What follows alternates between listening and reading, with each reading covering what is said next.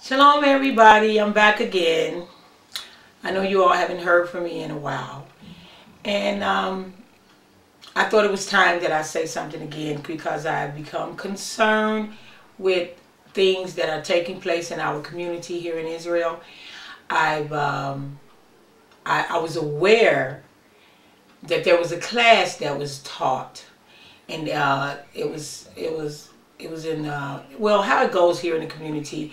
Every so often they have a message from the Father, Ben-Ami, and he have his scholars instruct them to educate or to teach the saints about different topics. And the last one that I remember was immortality. And in this class, he actually taught the people that they were actually able to live forever, that they did not have to believe in death at all, that you can actually live in the flesh, in the body, forever. And I was disturbed by it, but so I went out and I asked different people what did they think about it, and people who I saw as intelligent, and they said, "Oh, I believe it. Oh, I think it's real. Oh, I believe it." And I became more and more frightened by it, because what it does, it actually can cause you to die earlier than you probably would have died had you not believed in such a thing. Because I think it's a total, it's insane to even think like that. And that may sound to a person, well, why would she want us to die? Why would she want to believe in death? Like he's offering us an alternative that we cannot believe in death. Well, I'm here to tell you today, and I'm not trying to hurt anyone. I'm just trying to make you live as long as you possibly can. And that living forever in the flesh is not real. And if it was, you would have to be able to show that someone actually lived in the flesh for real. If you just had a man who was 200 years old, because we do know that people live to be 120 and maybe 130, I don't know, but I mean, I do know today that there are people that's 116. I just heard about a woman who's 116. But for someone to come to a community that is so poor, doesn't grow their own food, that doesn't have, they don't know where their water is coming from, you know, and I mean to tell them, and they live in such stressful lifestyle, you know, the man can have up to 7 wives, and I can go on and on about the stress that's created in this community, but it's not even necessary. It's just so hurtful that somebody would hold these classes and teach these classes, and these are intelligent people. This is another trap. And what I wanted to bring awareness to is that if you block out death, does not mean that you won't die. Just because you don't believe in death, it does not keep you from dying. Now you can say, well, I don't believe that, and I'm not going to believe in death, and I want to shine a light on what you would be bringing to your family. First of all, death is a part of life. It's a evolving and a continuation of your own life. When you die, you get old, and the body dies, then the spirit lives on, the soul lives on, and that's the gift and a part of life, that your soul lives on. Now, to tell someone that you can live forever in the flesh, what does that do? That first of all, it causes you to not pay attention to the body. And the body is just a temple for the soul and for the spirit of the person to live in and experience the life while you're here on earth. Now, if you believe that just because I don't believe that my physical body is going to die, then what it would do is cause you to be mythical and not take care of the physical body in the way that you should. You should always pay attention, because everyone on this planet, the healthiest, the strongest, the weakest, the poorest, the richest, the sickest, the wellest, the most, it's all going to die. The physical, at some point in their life, they're either going to, now the question is, how are they going to die? Are they going to die from bad health? Or are they going to die gracefully from aging on into the 90s, 80s, 100, and say that, you know, I lived my life out, I enjoyed all the kale bone, the tofu, or the cigarettes, or the weed, and I ain't even mad at nobody, but I'm out. The body is tired, it's done. Because people are choosing all day long how they're going to take care of their body. Some people all diet conscious, all health conscious, and for some odd reason, they may die early. We don't know. We wonder, well, what did he die? I thought he was the strongest, like Sabakuya. I actually thought he could outrun me. He could do splits. You know, he became ill and he died. Now, because he was in his late 70s, I said that, you know, it was a shock. I didn't think he would live forever because I don't believe in that. But I did say, wow, even some active people, you know, being really active, died earlier than expected, you know. But this whole thing about death and where it comes from and why we have it, I wanted to just set the record straight. It's a part of life. It's a simple part of life. It's a very simple part of life. It's just giving you a chance to get out of that temple and into another one. That you choose to come back, and you choose your parents. I believe that you choose your parents. You come back into this world and your soul have a chance to start all over and do things differently, or start where you ended. You know, where you left off, just begin another life cycle. It's another life cycle on earth. But the soul lives on, and you can bring things from your past back into your present life and your new life. Now, for you to believe that you will not ever die, I'm afraid that a lot of you that believe in that will die earlier than it was intended. That's why I wanted to bring some awareness to this today, and because I've been talking with the saints and I've been listening to them, and it's frightening that some of them say, I don't believe in going to the hospital. I don't believe in going to get checked. I don't believe in doctors at all. It has nothing to do with Ben-Ami. It has nothing to do with the kingdom. I was like this in the world.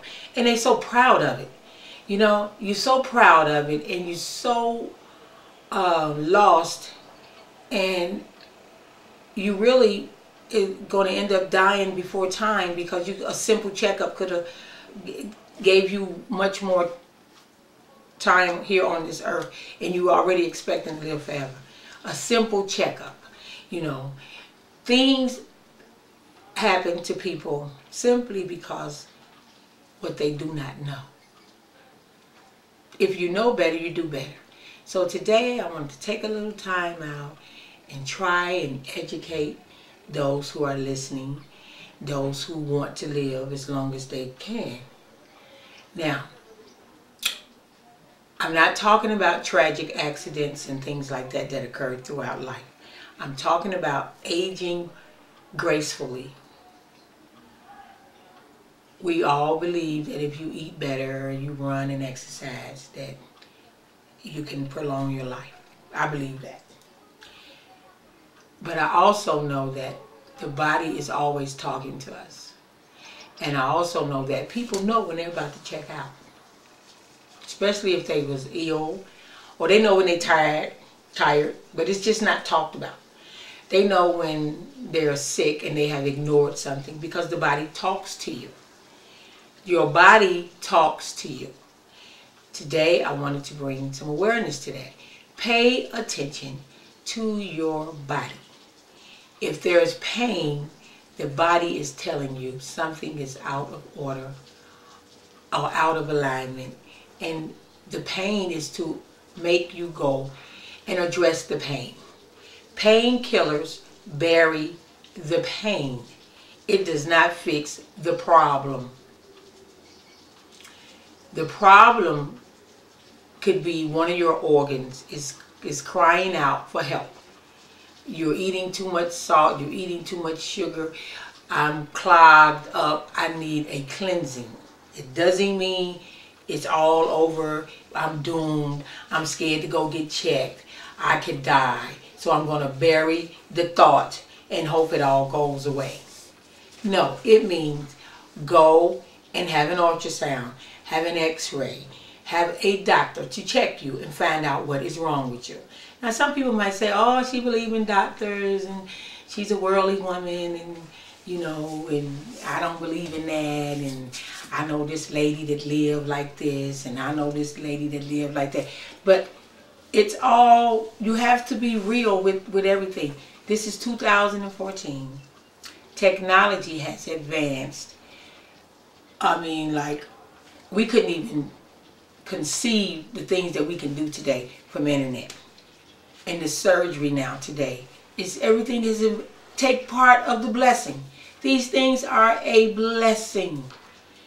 What you probably died from, I had a friend, her mother died from cancer. She was a very young woman. Today, they can catch the cancer in time. They can remove the cancer, all from a simple checkup. Who wouldn't? And then they live on. I remember it was I think it was Farrakhan, or who? No, it wasn't Farrakhan. Was it Jesse Jackson? That word went out. He's been diagnosed with prostate cancer. Now this was back maybe 15, 20 years ago. But today, he says recently celebrated his 80th birthday. He's still here. We had a brother. I don't want to call his name because it wasn't my family member. But he was diagnosed with prostate cancer.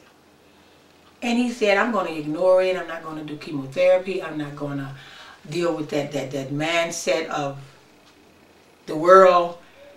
I'm going to heal myself naturally. And he's not here today. Now, to me, as soon as I heard it, I was frightened. Said, wow, but he have children, he have wives. You know, why is he making such a selfish choice not to go and get checked and get the proper health care for this problem? And even the family members, you couldn't reach them. They said, oh no. They actually felt that you was bringing them bad energy that could destroy him. And they didn't want to talk about that. No, he's not going to die. Why are you thinking like that? What is wrong with you? Wow. Like, oh, don't talk to her. Like that negative energy could cause him to die. Well, positive energy does have a part in your health. But when something is wrong, the physical body is different organs that actually have to have physical care. Physical care. Along with mental care, but physical care. So if you have a blockage, or you have a sore, or you have cancer, you cannot heal it just with thought. You have to heal yourself with physical care, because this is a physical substance. It actually regenerates itself. It ages. People lose teeth. People lose organs. People high blood pressure. We eat. I mean, this is just not the body is just not something you can just do anything you want to do to, and then say I have a strong mind, and these things are not going to happen to me. And if you're doing that, you're lying to yourself. Your feet are hurting. You can hardly walk, and you say, "Well, but I don't believe in death." You don't have to believe in death to die. We will all be out there burying you much sooner, just because you don't believe in death. So it's to your benefit to believe and to know and to understand that this is not you. This is not Seporah. Seporah is a soul. It's a spirit. This is where I am. I'm dwelling in this body. Me and this body is two separate entities that work together. And it's my responsibility to take care of this body. Now, however I take care of it is how long it'll be here. Because it's my job to protect it, to take care of it. But when I die, when this body dies, they'll say, well, you know, Seporah died.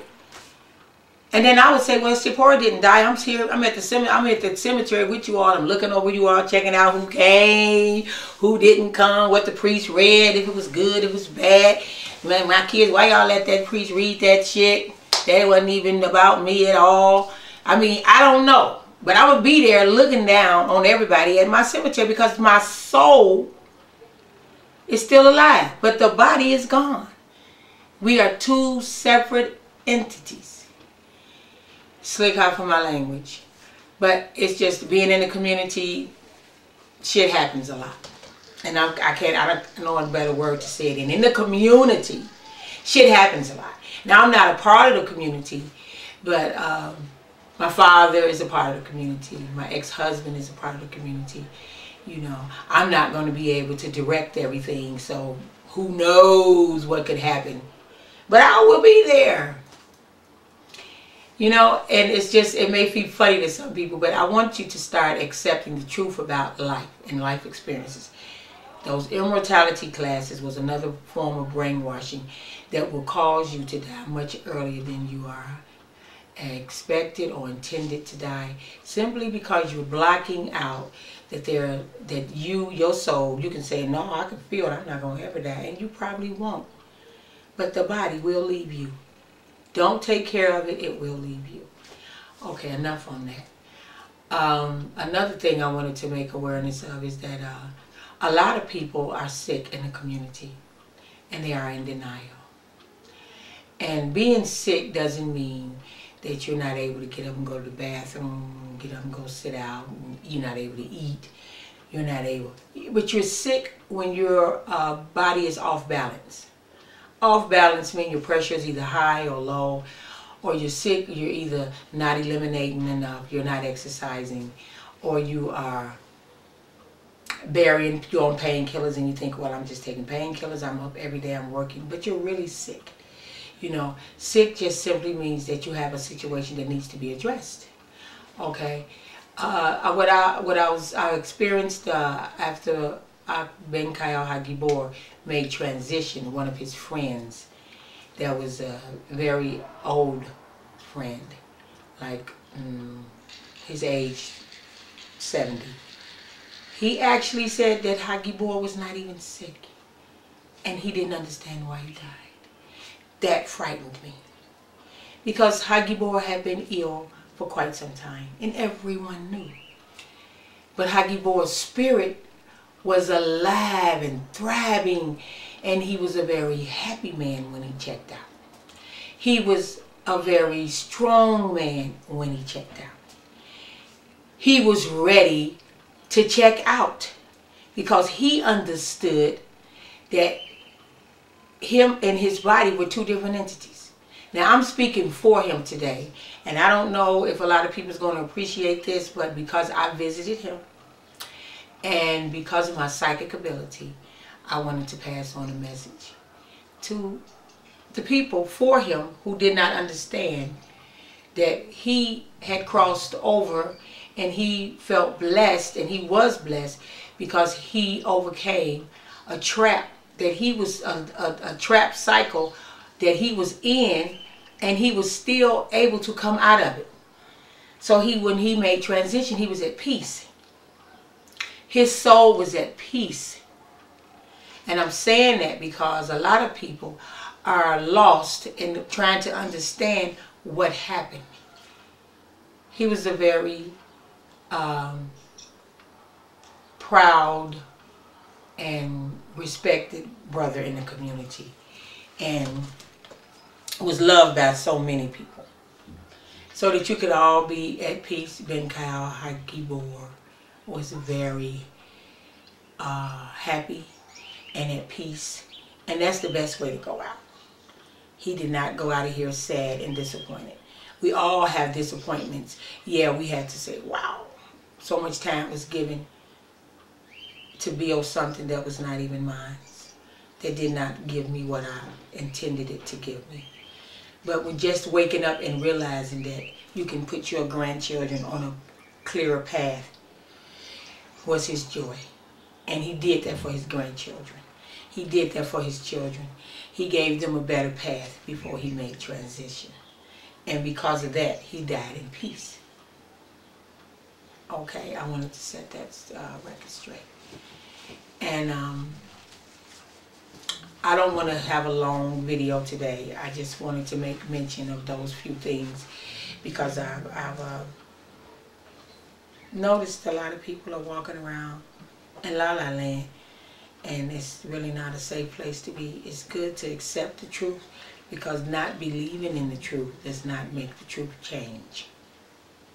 Now, I know the word truth is a very word that we can argue. It's true to you is not true to me, because whatever true to you is real to you, and that's what you're going to do.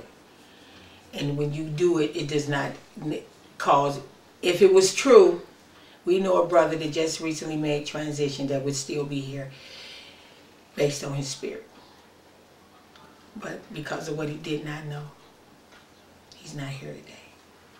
And I'm saying this, and everybody knows from the community who I'm talking about, that the brother would be here today if he only knew better. But he took a route because of what he believed in that way. It was few points that I left out. I'm gonna that I must talk about. One of them is finance, money, as it regards to death, money. First of all, I wanted to let everyone know that when a member in the family dies, that it costs money to have the body moved. From, if the person dies in the hospital, it costs money to have the body brought down for burial. Burial, there is a fee. It costs money to have the body buried. Then there's another cost to have a headstone or a memorial, you know, some type of whatever you would like to have. That costs money, you know, and that price varies. It starts at one price and it goes up and up and up. It can get all fancy. It can even be a little, I mean, it goes whatever you can afford. But the main reason I wanted to mention these things, I know a lot of people think, why is she mentioning that? We ain't crazy. We already know that. But there have been situations where people died at home and the body was left in the body because in the house because they didn't have the money to move the body. Simple things like that. So I'm not trying to be funny or talk to people like they're stupid, but I know of a case where a brother died and his wife had kind of like temporarily went insane, and the body was laying in the living room floor for over 15 hours with the children sitting around the body thinking my father is just sleeping, and there was simply no one with the money to have the body moved. It costs money to have the body moved.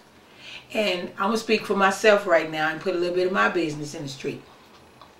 I don't feel safe right now if I just suddenly died, that my children could all come together and everything would just be so smooth. So it's our responsibility while we are alive to have money set aside for these type of things. To have an account. They call it life insurance. They call it... it's many names here in Israel, you know, that you can do, but it doesn't have to just be about death. It's just, if you know, but this is the money that you have to have money saved up for things like this, because you never know when you're going to need monies, and you want to give the best treatment to anyone who's ill or become, you know, have to be buried. You would love to be able to have everything go so smooth. The thought of you being in a situation and this being discussed, where's the money coming from to have a body moved in a time of crisis, or to have a proper burial in a time of crisis, can make you feel real stupid. So I'm saying this for everyone, to make sure that we started to live life to its fullest, and be aware that if someone is telling you to ignore death, they're setting you up. Death is a part of life. Have some money set to side so that you can do things properly, and that you can be at peace with the way you treat your loved ones and have them buried and have them put away, so that it's done with honor and respect, and that we don't run into these things. And I'm saying this because we know in our community that death has been used as a tool to keep us ignorant And it's just used for all type of things. For instance, if someone dies who's not with Ben-Ami, that used to be with Ben-Ami, then he would use that death to make it like, see there, you stay with me, then you live. And then when somebody that's with him dies, then he use it like, he died because you was acting crazy. And he always using the death to try to support his wicked program, his evil program, I'm going to say. And death is just a part of life. Nobody wants to die. But at the end of the day, the community, the community members actually buys into this. I hear them talk about it. Ooh, I wonder, wow, he died. He died. And when people die in the community, hush, hush, they don't say anything. But someone that left the community, oh, he died, they automatically connected like, that's why I'm not leaving, because he left and he died. You're going to stay and you're going to die. And people are going to ignore that you died. And they're not going to talk about it. But they can talk about it when someone leaves the community and dies. Because he's using it as a tool to keep you ignorant. And it's not real. And then I heard recently that Ben-Ami asked somebody, what were they eating? Talking about health, like, what were they eating? You know, now that he's ill, and he's been ill longer than anybody that I know that's been sick. You've been sick, you get well, but he's been sick for, like, real sick, for over a year. And is anybody asking him, what was he eating? Are you all thinking at all? What has Ben-Ami been eating that he's become so ill? It's just a question. Because if I got that sick, I was at her house, you know, she went back to eating eggs, and I saw some cheese in her refrigerator, and that's probably why she died. But why is he sick? Why is he sick? And I mean, like, why is he sick? I mean, I'm just asking this question. I'm saying this because this needs to be said in the hearing of the Hebrew Israelites that still believe in Ben-Ami as God, and still believe that he's going to live forever, and still believe, because I asked intelligent people, what are you going to do if he dies? And you know what they said? Oh, I'm not prepared for him to die. He's not going to die. And that's scary that they think like that. Because that is not real. They think, and so what it does, it makes people feel ashamed of being sick. So because you're ashamed of being sick, and you relate sickness with something that's not supposed to be, then you hide that you're sick. You must know that we all get sick. We all have good days, bad days. And some people say, well, I've never been sick. I don't never be sick. And that's a good thing. You know, I don't never be sick. I don't catch viruses. I don't do this. I don't do that. And, you know, good. Some people, they just say, why did that child die? Or why did that man die? Because he was so healthy and strong. I mean, I know we all done been through this and seen this and heard of this. But I'm saying this today because it needed to be said.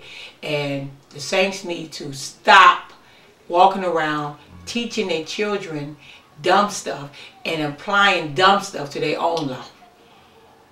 The family need to embrace life in its entirety. And death is a part of life. You need money to have the body moved. You need money to do it with respect and honor. You need money to make the memorial some pleasant place to go and visit and get closure and talk, and it's not that the person is there, the spirit lives on, but the body's resting place is done with honor and respect. And I'm just trying to restore that back to in our community so that these things don't come as a shock, and then we just all over the place, and all type of people are whispering, and why did he die? I didn't even know he was sick. You know, he was sick. Pay attention when you're sick. Pay attention when you're getting older. That I feel like, you know, when my Ivy passed, I was sent to the hospital probably the night that they thought she was going to make transition. And I think they thought was going to try to use her death to scare me. And she was a 90-year-old woman. And the only thing that bothered me was that I was the only one there. And I felt the whole family should have been there. because we don't have to wait till these people close their eyes and check out. We can actually give them a chance to have their closing remarks when we know they're about to die. You know, we don't have to be ashamed and hide it. You know, hopefully I live to be an old lady, and I want to do that moment differently. I want to say, bring all my grands in, bring all my, you know, bring everybody. I want to see everybody, because I tell them I'm about to check out. I want to do it like that. I don't want to be sitting up there scared that I can't tell nobody, because they ain't gonna be. They're gonna say, don't talk about death. Don't act like you get ready. I'm getting ready to go. I want to say my last words. I want to celebrate my life before I leave. I want to get ready to see all my grands. I want to, you know, I felt like we should have had Ima Avi on Skype, had her look at, because when I got to the hospital, she looked up at me to see who's coming. And then it wasn't a sad thing. She's in the hospital, and I could tell she didn't want to be there. She was lonely. She was a real warm woman, wanted to be around her family in her last days. And when I went there, she was by herself, and I was by myself, and I went over and I rubbed her head. She knew Ima Avi didn't play. She had her hair combed so pretty, and she kept up with everything, and she kept up with her body very well all the way out. And she wouldn't let you just wash her up without oiling her. You know, she stayed beautiful. She died beautiful. So when I went there and I looked at her and I looked in her eyes, she was trying to see, who is that? And I said, it's me, daughter. It's Seporah. And then I went and had a seat. And my mind is thinking, what are we doing? These is Auntie's last moments. Let her, let's be around her. Let's talk to her. Because that's what she wanted. I could feel it. I can feel that that's what she wanted. But instead, we was being a part of the community, being afraid to talk about death, to embrace it as a part of life. Here it is, a 90-year-old woman that lived her life. I mean, she enjoyed life. And then we had to let her sneak out of here. And I don't like the way the whole funeral was. The time we got there, it was over. Her brothers were afraid to go in and properly lay her to rest. You know, and I know she was a very ticky woman. And when I went into the cemetery, because I got there with all my children, we were 2 minutes late and it was over. Because all they did was allow the stranger to have her buried and walk away, and like we came. You know, that was, I don't want to talk about it no more. But because it's what I'm trying to get rid of. Let's stop that. You know, this was a very special kind of woman, and we love her so much. And her son was like, ain't no words for what he would do for his mom. He loved his mom. But being caught up in this whole cycle, in this season of not doing things properly, he became a victim of that. And I'm sure he experienced that on the day that his mother was laid to rest. So I don't want that to keep happening. I told my father, I'm not supposed to, you're not supposed to bury me. We're not supposed to, children are not supposed to bury their, parents are not supposed to have to bury their children. Children are supposed to bury the parents. I told my father that I would make sure that his funeral is done properly, even though he claims he's not dying. He said he's not dying, he's living forever. I said, well, I'm going to die. And I don't want y'all to be scared to bury me properly.